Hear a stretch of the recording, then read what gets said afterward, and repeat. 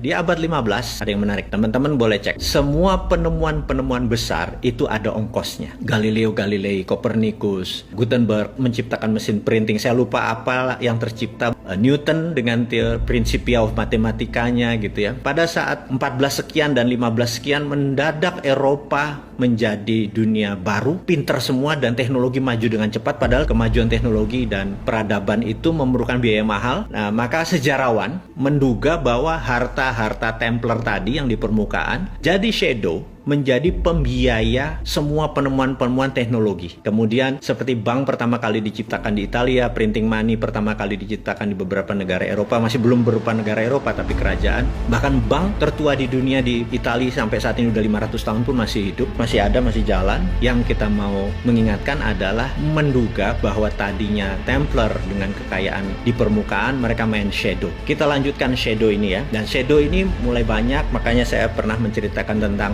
the winners get all. Jadi mereka mengontrol vena, mereka mengontrol bukan uangnya tapi jalur distribusi keuangan tersebut yang mereka kontrol. Kita tahu di abad 20, 1910 ya, kita lompat lagi 1910, waktu itu mata uang dunianya ada dua yang besar, yaitu pound sterling dan Swiss franc. Harus diingat, dan nomor satu tetap pound sterling. Pound sterling menguasai 80% transaksi di dunia di awal-awal abad 20, tentunya abad 19 dia lebih berkuasa. Jadi teman-teman harus mengingat bukan dolar atau belum dolar. Di 1910 ada sebuah rapat yang sangat fenomenal. Jadi kalau di 1989 kita lompat sebentar ke Tiongkok, China, di situ ada The Secret Meeting That Changed China tahun 89. Nah, tahun 1910 ini ada The Secret Meeting That Changed Dollar, ya dolar gitu ya. Jadi ada sebuah meeting besar di Jacqueline Island. Jadi teman-teman boleh cek Jacqueline Island 1910 gitu ya. Apa yang terjadi? Jacqueline Island 1910. Nah, di situ akan Anda lihat bahwa ada rapat yang luar biasa antara Partai Republik seperti sekarang ini lagi rapat dengan Partai Demokrat yang diinisiasi oleh keluarga Rothschild. Kita akan masuk sebuah nama nih, keluarga Rothschild. Oke, kemudian apa inisiasinya? Inisiasinya adalah meminta currency dunia adalah dolar gitu ya. Sementara pada saat itu Demokrat sangat cenderung miring ke Inggris atau ke Britania, dan mereka sangat tidak setuju dengan mata uang menggunakan dolar. Walaupun dolar adalah dolar Amerika, tapi mereka merasa nggak akan bisa dolar mengontrol 80% transaksi dunia. Sama seperti apa yang dilakukan yuan pada saat ini dengan 1,7%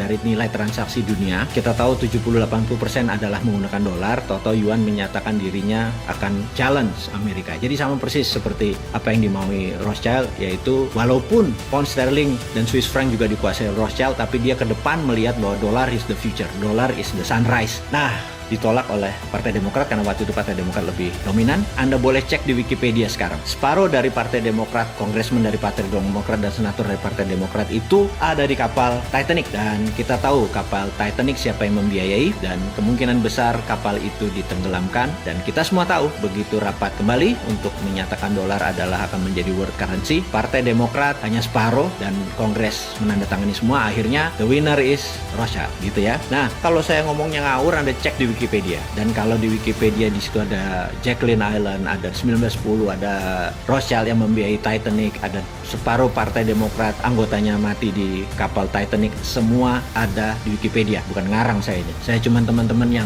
muda-muda yang belum ingat ya saya ingatkan aja. Ini pelajaran-pelajaran dasar. Mungkin saya ada miss waktu atau miss jumlah, tapi kita semua get the point lah maksudnya. Oke, di tahun 45 di mana Amerika sudah menjadi pemenang perang dengan Eropa dan Amerika kontrol the world. Jadi ingat bahwa di tahun 45 itu terjadi sebuah keputusan adalah world currency adalah dolar, di mana delegasi Prancis tidak setuju, tapi 2 minggu kemudian delegasi Prancis menandatangani persetujuan tersebut. Kemudian Perang Dunia Kedua berakhir dan dunia menjadi baru dengan tatanan dunia baru. Oke, saya mau melompat lagi bahwa itu adalah cerita sejarah mundur dari zaman Templar sampai 1945, kemudian selama 70 tahun, ya sampai sekarang 75 tahun, Amerika control the world, Amerika Amerika control the currencies, Amerika control semuanya. Ingat, saya mau menceritakan bukan Amerika yang control world mengenai sistem pembayaran. Amerika memang memiliki dolar sebagai world currency, tetapi kita mau mengingatkan bahwa sistem pembayaran, payment system, payout system, transaksi dikuasai oleh globalis. Saya mau kasih contoh, dan berkali-kali cerita ini saya udah kasih contoh kepada teman-teman semua. Kalau saya punya uang, saya mau transfer $1.000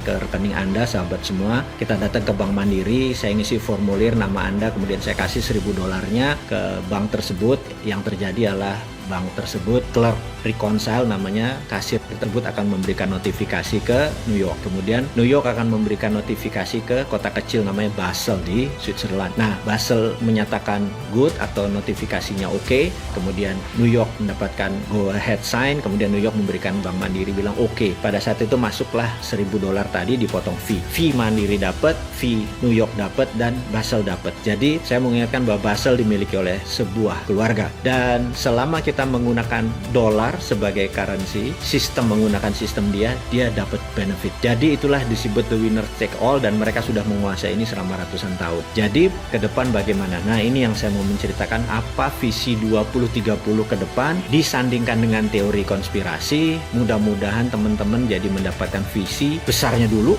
Sekali lagi, Anda boleh bilang ini halunya Bosman, Anda boleh ini bilang pendukung teori konspirasi, tapi saya cukup konsisten dengan 450 video yang kita buat, cukup konsisten. Jadi kalau ada orang nanya, gila ya, dia ngayal tiap hari selama 450 hari dan rencananya masih ada 550 hari ke depan. Saya bilang ya, memang timnya ada 7 orang doktor yang membuat ini semua. Jadi bukan seorang Bosman ilmunya bodoh gitu, geblek begitu orangnya gitu kan, nggak ada pinter-pinternya, cuman dikasih tahu, dikasih pinter, ya udah kita menjadi corongnya teman-teman gitu ya. Oke, saya akan menceritakan apa yang bulan Maret lalu sebenarnya saya sudah ungkapkan, bahwa satu, apa itu visi 2030 dari kacamata globalis. Sekali lagi ya, dari kacamata globalis. Apa sih yang globalis mau gitu ya? Globalis ini musuhnya adalah nasionalis. Jadi dia anti orang-orang yang nasionalis dan patriotis gitu, dia anti. Jadi saat ini yang paling on tohot, yang paling borok-kokok adalah si Trump itu, dia nasionalis patriotis. Globalis nggak suka gitu ya. Siapa lagi globalis? Globalis adalah yang mengatur tatanan dunia baru, bukan country. Nih saya harus puter-puter teman-teman atau sahabat semua biar paham. Oke, kita lanjut. Apa visi 2030 untuk globalis? Visinya dia ingin mengontrol currency. Oke, ini kalimatnya saya vulgarkan. Ada 20 step, 20 langkah yang akan dia lakukan dari sekarang sampai 2 tahun ke depan. Sekarang ini nanti kita bahas ya. Jadi begini, langkah pertama adalah mengendalikan media mainstream di 194 negara. Saya ulangi lagi. Globalis mengontrol media mainstream, media utama di 194 negara gitu ya. Amerika, Indonesia, Tiongkok, nggak peduli dia. Pokoknya kontrol 194 negara. Kontrol. Entah kontrol direct, indirect, payment, atau ada orang di dalam, terserah. Berapa lama melakukannya? We never know. Bisa 10 tahun, bisa 5 tahun, yang jelas mereka sudah mengontrol saat ini. Kemudian, nomor 2, melepas virus yang sedikit deadly, atau melepas virus yang lebih mematikan sedikit dibandingkan influenza atau flu gitu ya. Langkah kedua.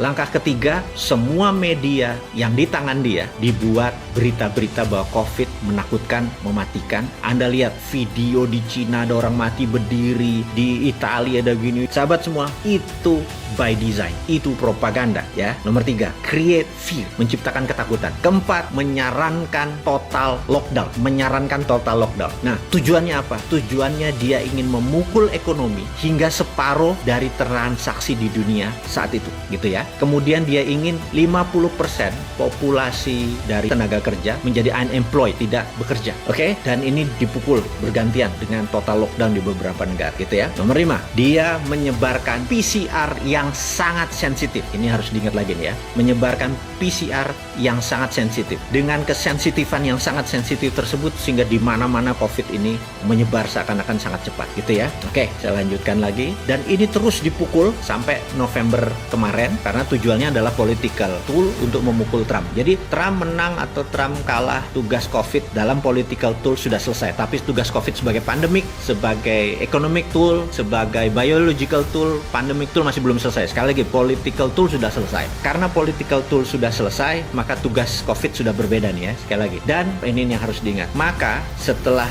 banyak lockdown, banyak pengangguran, segala macam, nah ini yang paling penting. Akan diterbitkan placebo vaksin.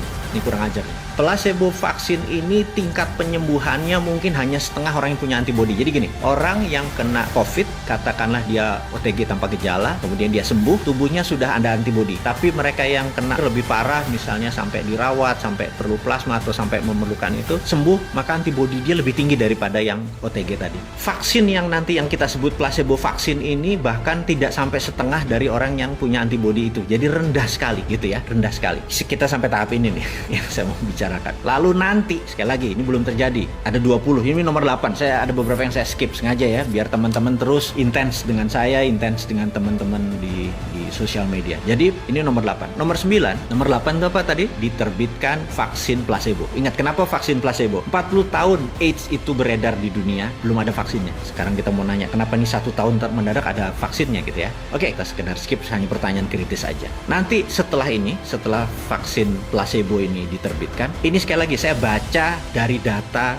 apa yang dimaukan oleh para globalis. Yang nggak percaya teori konspirasi, ya anggap ini dongeng gitu aja ya. Setelah ini akan disebar PCR yang low sensitivity. Jadi ingat ya, tadi disebar PCR yang high sensitivity, sangat sensitif. Jadi semua orang akan jadi kena. Ini sekarang dibalik. Dia akan memberikan yang low sensitivity sehingga seakan-akan vaksinnya efektif. Sadis yang ngomongnya ya. Saya minta maaf nih. Jadi dengan ada PCR yang nanti disebar adalah low sensitivity, kesannya vaksin efektif. Ini apa efeknya? Efeknya manusia di seluruh dunia merasa vaksin, merasa sekali lagi, dan COVID terkalahkan. Di sini berita akan terus turun hilang. Tapi nanging gitu kalau Jawanya. Tapi COVID masih ada, dan COVID masih satu level deadly atau mematikan daripada flu gitu ya. Jadi nanti Anda bisa bayangkan, kok kayaknya udah sembuh tapi bos ini mendadak 4 hari isolasi mandiri, 21 hari isolasi mandiri, terus bergilir. Jadi tahun 2021 apa yang terjadi? Jangan harap Anda akan merasa bahwa ini udah take off. Anda di trap. Anda emang sengaja mau dikenain oleh kaum globalis itu supaya terpapar lebih dari 60% penduduk dunia. Itu targetnya. Dengan terpapar itu dengan tingkat kematian 3-4%, hilang berapa puluh ribu atau ratus ribu manusia. Itu tujuan mereka gitu ya. Dan sekali lagi, teori konspirasi Anda boleh nggak percaya. Wes sakarepmu, bosman kok gitu, nggak sakit hati kita. Lanjut ya. Nah, setelah tadi PCR tadi low sensitivity, orang lupa, orang keluar lagi, tapi waduh, yang sakit, yang terpapar yang kesana kemari makin lebih cepat. Itu maunya mereka, dan ekonomi makin berantakan karena kita makin kikuk. Kok ini lockdown apa enggak, PSBB apa enggak, makin kusut. Dunia ke depan itu makin kusut gitu. Nah, lalu siap apa yang mereka luncurkan? Mereka akan meluncurkan digital currency, ini yang sebenarnya mereka mau gitu.